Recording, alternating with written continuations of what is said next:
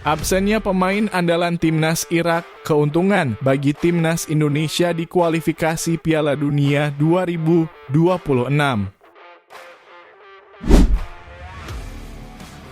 Masyarakat Malaysia sindir kualitas pemain naturalisasi timnas Indonesia. Kalau memang jago coba menang lawan Irak.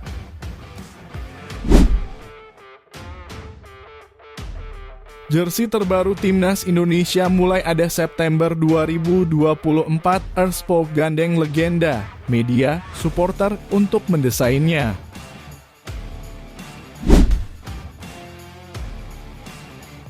Rafael Struijk resmi perpanjang kontrak di ADO Den Haag.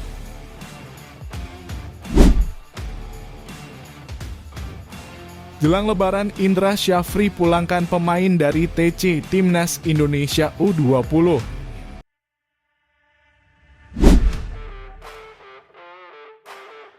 Pelatih Timnas Australia U23 dan Qatar U23 akui ketar-ketir dengan sosok 6 pemain abroad Timnas Indonesia U23 ini. Hai semuanya, selamat datang di YouTube Bola Timnas, Garuda ID and Tonton sampai habis ya. Jangan lupa untuk like dan subscribe dulu channel ini.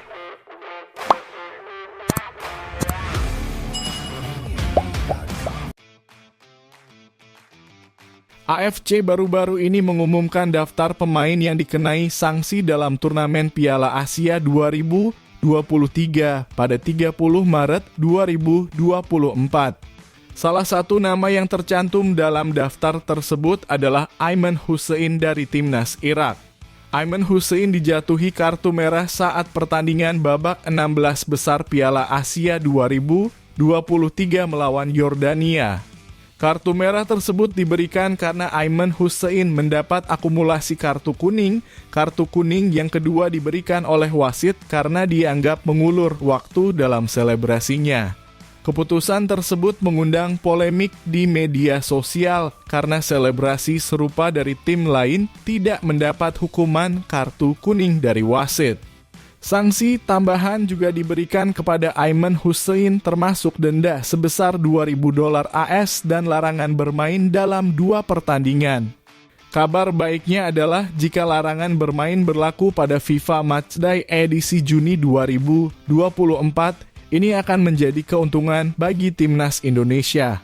Pasalnya, Irak akan menjadi lawan dalam putaran kedua kualifikasi Piala Dunia 2026 zona Asia. Aiman Hussein adalah pencetak gol utama bagi Timnas Irak dengan mencetak 6 gol selama Piala Asia 2023. Meskipun hanya berselisih 2 gol dari top scorer Piala Asia 2023, Akram Afif dari Timnas Qatar.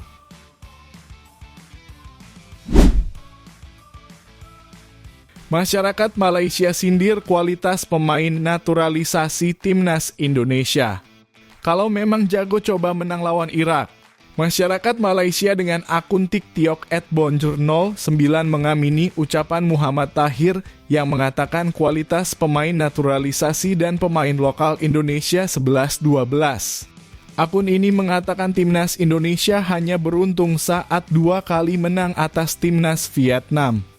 Jika memang jago, Timnas Indonesia ditantang @bonjour09 untuk menang saat menjamu Irak di matchday kelima grup F kualifikasi Piala Dunia 2026 zona Asia, Kamis 6 Juni 2024 malam waktu Indonesia Barat. Andai Timnas Indonesia menang, ia baru mengakui kehebatan skuad asuhan Shin Tae-yong. Memang benar nggak ada bedanya kualitas pemain naturalisasi dan lokal. Indonesia menang melawan Vietnam cuma menang beruntung saja karena Vietnam lagi ada masalah, tulis akun @bonjour09. Saya ingin lihat lawan Irak. Kalau Indonesia menang, baru saya akui Indonesia GG. Apa yang disampaikan akun di atas pun menyulut emosi netizen Indonesia. Sejumlah netizen tanah air menyampaikan counter berupaya fakta kepada akun tersebut. Padahal pemain Malaysia banyak naturalisasinya, kata akun @eka_is_boy, merujuk kepada performa timnas Malaysia yang tak kunjung membaik meski diperkuat 14 pemain keturunan dan naturalisasi. Maksudnya menang beruntung itu seperti apa? Dalam permainan bola tidak ada kata beruntung. Tegas akun @andi_noah. Netizen lain juga meledek balik timnas Malaysia yang kalah 2 kali beruntun dari Oman di kualifikasi Piala Dunia 2026 zona Asia pada 21 dan 26 Maret 2024.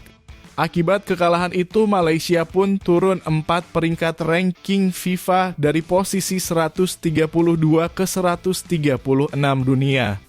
Satu hal yang pasti, kehadiran pemain-pemain naturalisasi memang memperkuat performa timnas Indonesia. Karena itu, PSSI masih terus akan mendatangkan pemain keturunan berkualitas untuk meningkatkan level timnas Indonesia. Muhammad Sadat memastikan bahwa timnas Indonesia akan mempunyai desain jersey terbaru pada Agustus 2024. Jersey baru tersebut rencananya akan dipakai timnas Indonesia dalam pertandingan FIFA Matchday pada September 2024. Sebelumnya, Erspo telah mengeluarkan jersey kandang dan tandang untuk timnas Indonesia pada 19 Maret 2024. Untuk jersey kandang tetap berwarna merah putih dan kostum tandang menggunakan atribut putih merah. Sejak diluncurkan jersey tersebut sampai saat ini masih terus dibahas polemik untuk jersey timnas Indonesia. Mulai dari desain bahan dan desainer jersey timnas Indonesia turut dikomentari netizen di media sosial. Puncaknya, Erspo memastikan bahwa mereka akan menarik jersey yang saat ini dipakai timnas Indonesia. Mereka akan membuat desain jersey terbaru untuk tim merah putih. Lanjut Sadat, dalam pembuatan desain jersey ini, Erspo akan menggandeng beberapa pihak, salah satunya legenda timnas Indonesia. Erspo ingin desain terbaru itu ada unsur-unsur yang disetujui oleh semua pihak hingga berhasil disukai banyak orang. Rencananya, kata Sadat, Erspo akan menggelar pertemuan pada 19 April 2024.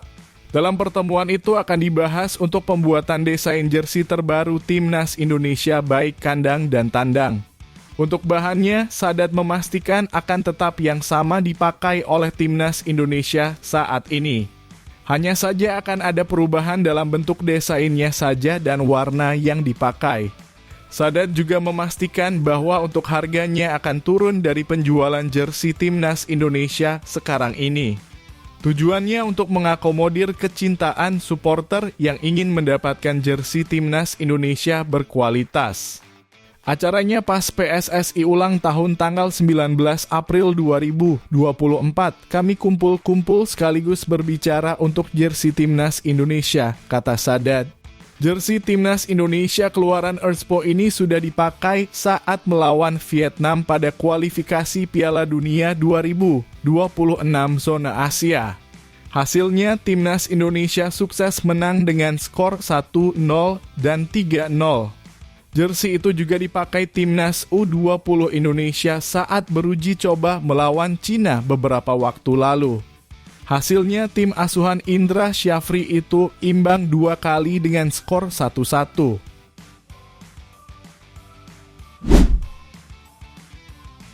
Striker timnas Indonesia Rafael Struijk resmi diperpanjang kontrak oleh ADO Den Haag.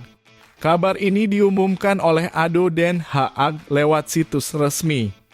Struijk mendapat perpanjangan kontrak 1 tahun hingga 2025. ADO Den Haag telah memberitahu 3 pemain bahwa opsi perpanjangan kontrak mereka sedang dilaksanakan. Rafael Struijk, Sylvinho Sanchez, dan Vin De Bruyne akan tetap bergabung dengan klub lebih lama.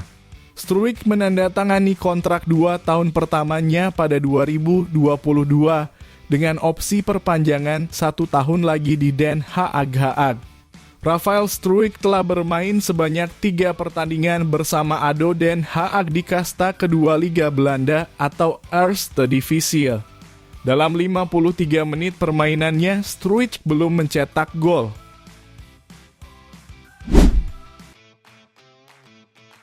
Pelatih Timnas Indonesia U20, Indra Syafri, resmi memulangkan para pemainnya jelang Lebaran. Indra akan kembali memanggil para pemain skuad Garuda Nusantara untuk melanjutkan pemusatan latihan dalam kurung TC pada 17 April 2024. Timnas Indonesia U20 sudah melakukan TC sejak Desember 2023. Kini TC pada periode Maret pun telah berakhir. TC skuad Garuda Nusantara ditutup dengan menggelar internal game yang diadakan di lapangan A Senayan Kamis 4 April 2024 malam waktu Indonesia Barat. Indra Syafri cukup puas dengan jalannya TC periode Maret ini. Sebab program yang diberikan berjalan sesuai dengan rencana, yakni melakoni 2 laga uji coba melawan Cina U20 yang berujung dengan hasil imbang. Selain itu, Indra Syafri menjelaskan bahwa akan melakukan promosi degradasi pada skuadnya saat ini. Nantinya ada 36 pemain yang kembali dipanggil untuk menjalani TC lanjutan pada 17 April 2024. Kedua dari evaluasi pemain yang kita panggil. Sekira 12 orang dari pemain-pemain yang kita seleksi dari regional. Hari ini kita pastikan siapa dari mereka nanti masuk ke 36 skuad kita yang TC nanti di tanggal 17 April yang akan datang. Lebih lanjut, Indra juga menyampaikan para pemain diaspora telah kembali ke klubnya masing-masing. Mereka adalah Eros Dermawan dalam kurung UD Logrones, Marcelinus Amaola dalam kurung UD Logrones, Wilber Jardim dalam kurung Sao Paulo, Chow Yundamanik dalam kurung Lausanne Sport. Sama seperti halnya pada para pemain Liga 1. Ada Marcel kembali ke Spanyol sama Eros. Terus ada si Wilber. 3 hari yang lalu ada si Chow kembali ke klub. Dan juga kembali semua pemain Liga 1 yang kemarin rencananya mau berkompetisi. Mereka kita kembalikan ke klub dan akan kembali lagi tanggal 17. Dan juga ada si Donitri yang dipanggil ke U23. Sebagai informasi, Timnas Indonesia U20 akan menjalani beberapa agenda penting seperti Piala AFF U19 2024, kualifikasi Piala Asia U20 2025. Tujuan akhirnya yaitu diharapkan bisa lolos ke Piala Dunia U20 2025 Chili.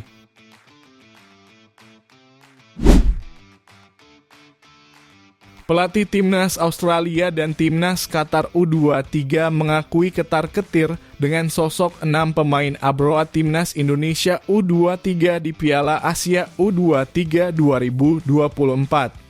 Pasalnya, pemain-pemain tersebut membuat peta persaingan di grup A Piala Asia U23 2024 Qatar akan semakin sengit.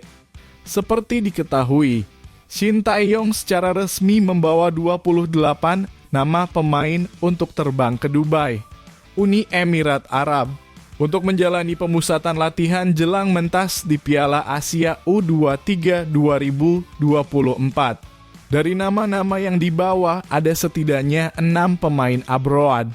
Mereka adalah Ivar Jenner, Rafael Struijk, Justin Hubner, Pratama Arhan, Marcelino Ferdinand, dan yang terbaru ada Nathan Chuaon. Di bawahnya para pemain abroad ini tidak lepas dari keinginan Shin Tae-yong memenuhi target yang diberikan PSSI, yakni lolos ke perempat final Piala Asia U23. Terlebih Indonesia bergabung di grup A, grup yang berisikan tuan rumah, Qatar, Australia, dan Yordania.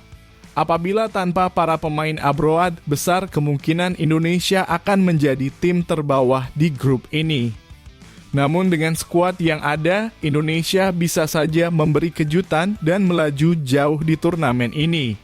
Melihat Timnas Indonesia U23 yang dihuni banyak pemain keturunan dan abroad, pelatih Timnas Australia U23, Tony Vidmar mulai merasa terancam. Ia menganggap persaingan di grup A akan sangat sengit. Akan tetapi ia mengaku sudah memahami setiap lawannya dan akan siap untuk berjuang habis-habisan. Turnamen di Piala Asia U23 akan sulit. Tetapi kami berharap bisa melangkah jauh dalam turnamen ini dan mendapatkan salah satu tiket kualifikasi untuk Olimpiade Paris 2024, kata pelatih timnas Qatar U23, Ilidio Vale. Seluruh tim peserta sudah menunjukkan performa yang kuat selama babak kualifikasi, terutama Indonesia yang nyaris semua pemainnya bermain di Piala Asia, tapi mereka belum sempurna, jelasnya. Ajang Piala Asia U23 2024 digelar pada 15 April hingga 3 Mei 2024. Adapun timnas Indonesia U23 akan menghadapi tuan rumah Qatar di matchday pertama pada 15 April 2024. Berikutnya, Marcelino Ferdinand dan kolega akan menghadapi Australia U23 pada 18 April 2024 dan melawan Yordania pada 21 April 2024. Nantinya, hanya juara dan runner-up grup yang diizinkan lolos ke perempat final Piala Asia U23 2024. Piala Asia U23 2024 juga sebagai ajang kualifikasi Olimpiade Paris 2024.